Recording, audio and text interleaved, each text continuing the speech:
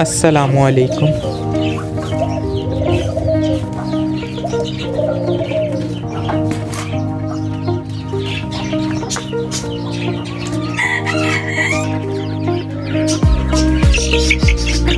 चूज़ों को हमने यहाँ शिफ्ट कर दिया।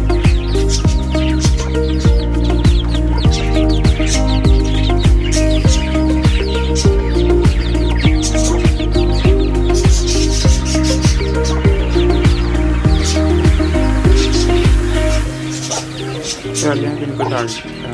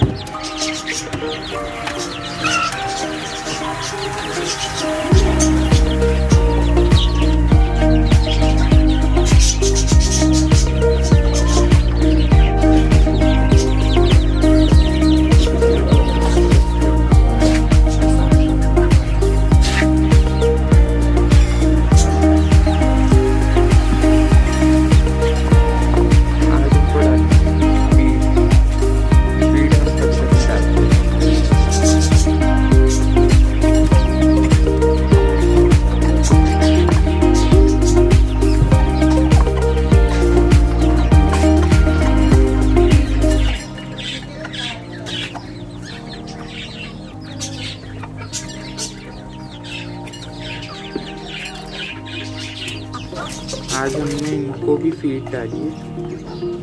माशाल्लाह इनकी ग्रोथ देखिए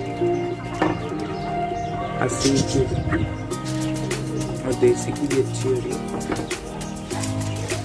5 थे, 2 बीमार हो गए थे तो उनको अलग कर दिया था। वो इस वजह से अलग किया कि मसला वगैरह हो गया तो बीमारी लग गई तो उनको अलग